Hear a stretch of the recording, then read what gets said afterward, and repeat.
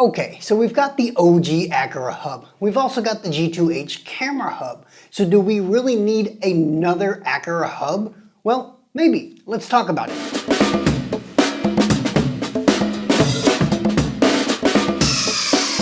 Greetings Internet, it's Dustin again with my HomeKit Home, bringing you all things Apple HomeKit, from news to how-tos to product reviews, just like this one. So if that's something that you're into, go ahead and hit that subscribe button and turn on notifications so you don't miss out on any of our new videos as soon as they're released. While Thread has been the talk of the HomeKit town as of late, Zigbee is still a solid option for building out your connected home. Though you might associate Zigbee and HomeKit with Philips Hue, Aqara, say it with me now, Aqara has been making huge waves in our favorite smart home platform with their multitude of sensors, switches, and plugs, not to mention their security system features. Well, Aqara is releasing their updated Hub M2 to the North American market, and they sent us one to check out. But where does it sit alongside the original Aqara Hub or even the G2H camera hub, and is it worth the upgrade? In this video, we'll attempt to answer these questions. Also, Aqara was kind enough to provide us with an exclusive limited time promo code, and you'll find it along with links to pick up the Hub M2 and the other Aqara hubs in the description box just below that like button. So let's see what we get inside the box. Alright, let's break this thing down. The Aqara Hub M2 is a Zigbee 3.0 hub, which is an improvement over the previous generation, allowing you to connect up to 128 Aqara child devices. It's also a 360-degree infrared controller, which we'll look at in more detail momentarily. It does support dual-band Wi-Fi, so 2.4 and 5 GHz networks will work with this device. However, if you're looking to forego Wi-Fi altogether, this might be the device for you, as it does have an RJ45 Ethernet port for faster speeds and reliability. It also has a Bluetooth low energy chip on board, however there aren't any child devices that currently support it. You might be happy to know that all 4 security system modes are now exposed to HomeKit as well as in the Aqara app, and we'll look at that later on in the video. And you might also like to know that it now has an external 5V 1A micro USB power supply, though we don't get the power brick in the box. So let's get this thing powered up and we'll set it up in the Aqara app. A few moments later. Ready to connect. Please open the Aqara Home app. So we'll tap the plus button at the top right and select Hub M2. Then we want to make sure that the device is powered on and that the LED on the face of the device is flashing. Next up, we'll choose the home that we want the device to be in, and then if we're using Ethernet, we'll go ahead and connect our Ethernet cable, or if we're using Wi-Fi, we'll scan our HomeKit code and... Wi-Fi connecting. Please wait. Eventually. Wi-Fi connected successfully. Now that we've successfully added the Hub M2 as a bridge accessory to HomeKit, we do need to put it into one of the rooms in our HomeKit home. We can also change the name of this accessory if we'd like, and we do get some suggested automations, though we'll look at that in more detail in a moment. And that's really all there is to the setup process for the Aqara Hub M2. Now, since it is a bridge, most of the accessories that you can add to it will be exposed to HomeKit, so let's jump over to the Aqara Home app and see how we can add child devices to the Hub M2. From the Home tab, we'll tap the plus button at the top right and we'll track down our accessory. I'm using an Aqara vibration sensor, but any of these will work. Then we'll select the Aqara Hub M2 and we'll get this prompt. Please add accessory. We'll hold down the reset button on the child device for about 5 seconds or until we get this prompt. Accessory added successfully. And Bob's your uncle. Now you may be thinking to yourself, Ain't nobody got time for that. so Please add accessory.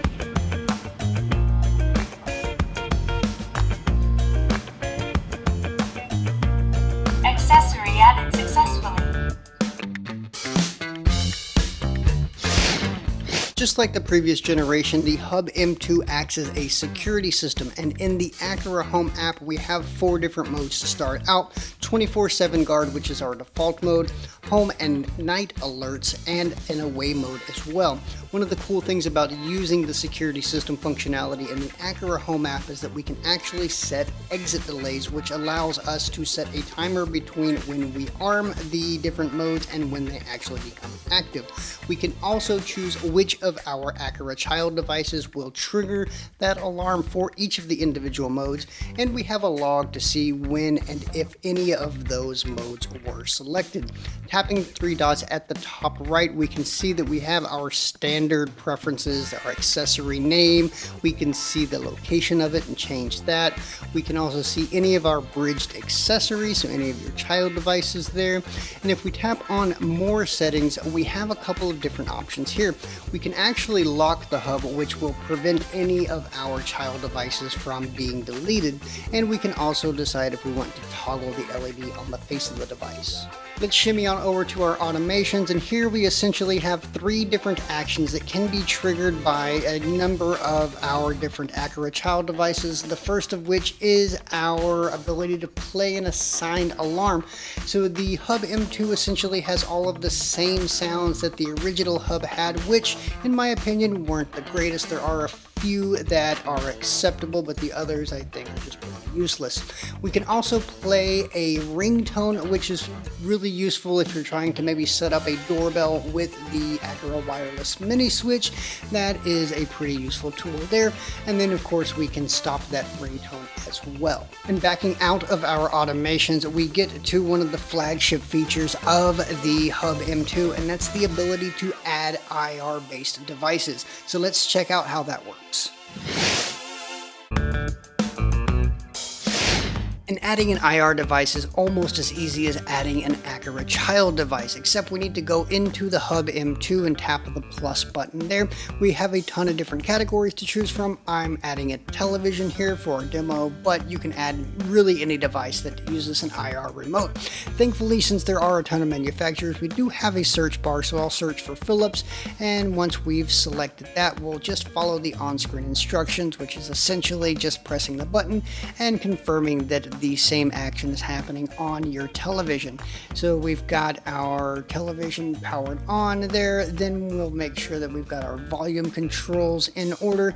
Once it's done that, it can basically just assume it knows the remote, and tapping on our TV here, we can see that our control gives us all of the controls that we have on our remote. We have our power control, we have our menu, we can skip and go back, we can change the inputs of our television, we have our little D-pad there, we have our menu selector, channel up and down, volume up and down, and we also have our kind of more actions there at the bottom, which is a ton of different actions. So really, just you have your control here. So that's great and all. You have your remote control on your phone. But the really cool thing is that you can actually use any of the buttons on the remote in automations along with other Aqara devices. Let's check out how that works. So imagine a scenario in which you walk into your living room that has an Aqara motion sensor. Well, maybe you want that motion sensor to detect movement, and when it detects movement, you have your television turned on. Well, that's exactly what we did here. Now, it's not just that you can have the TV power on, you have any of your remote buttons available, so you can have it change the channel, you can have the volume change, you can have the input change, so it can get really useful really quickly. Now let's turn our attention to HomeKit. So just like the original Aqara hub and the G2H camera hub, the Hub M2 is, well, a Zigbee hub. This means that most of the Zigbee-based child devices that you add to the hub in the Aqara Home app will then in turn be exposed to HomeKit. And I say most of them because some of the devices, like the Mi Home Honeywell Smart Smoke Detector, which we reviewed recently, wasn't actually exposed to HomeKit with the Hub M2. I had to use the original Aqara hub hub to get it over to HomeKit. Not really sure what's going on there, but either way, we do have the ability to see all of our bridged accessories there. We also have our suggested scenes and automations, which isn't anything extraordinary, but something that is worth noting is that now all 4 security system modes are exposed to HomeKit, and we can actually use those as actions for automations. So we have our home, away, night, and off modes. Unfortunately, we still can't, and I use can't in quotes, use non-Aqara devices to trigger our security system. So I was able to circumvent this a bit using an Aqara smart plug, and I'll leave a link to the video in the iCard and in the description box down below where I was able to pull that off. Alright, let's briefly go over some of the pros and cons of the Hub M2, and the first of which is the fact that we can connect up to 128 Aqara child devices. The original Aqara hub let us connect up to 32, and the G2H camera hub let us connect up to 64, so there's a clear winner here. And the second advantage of the Hub M2 is that all 4 security system modes are exposed to HomeKit. The original version gave us the ability to arm and disarm the security system, and the G2H camera hub isn't even exposed to HomeKit as a security system. So I think that having the home, away, night, and off modes in HomeKit is definitely an advantage. And lastly, the external power supply is a definite plus. With the original version, we did have to connect it directly to the wall, which would likely cover up the other outlet, but with this version, we have the option to connect it to just about any power source. I also really like the fact that we have the option of choosing Ethernet if we want, although I do connect mine to Wi-Fi and I haven't really noticed any big hiccups there. And now on to some of the cons. I have to say that the speaker that's built into the Hub M2 is pretty weak, especially when you compare it alongside the original Aqara hub and the G2H camera hub. Now I didn't pull out the decibel meter for this one, but if you'd like me to, let me know in the comment section down below. But I can tell you just by listening to them that it is significantly quieter than the other 2 hubs. Also, I would have liked to have seen some updated alarm sounds for the hub, but it is what it is. So what did I miss? What questions do you have? Let me know in the comments. Also, below the video in the description box, don't forget to check out that promo code if you're interested in the Hub M2, as well as either of the other Aqara hubs. You'll also find links to our blog over at myhomekithome.com, as well as our social media on Facebook, Twitter, and Instagram. As always, if you found today's video useful, you can let us and YouTube know by giving us a big thumbs up. It really does help out the channel and helps others find our content. Now, if you're interested in more Aqara related content with a HomeKit lens, you can check out this playlist here, or you can check out this video here. And if you haven't done so already, hit that subscribe button and turn on notifications, as we will be putting out more Aqara related content in the near future. But I think that about wraps it up for today. I do thank you for watching, and until I see you in the next one, this has been Dustin with My HomeKit Home.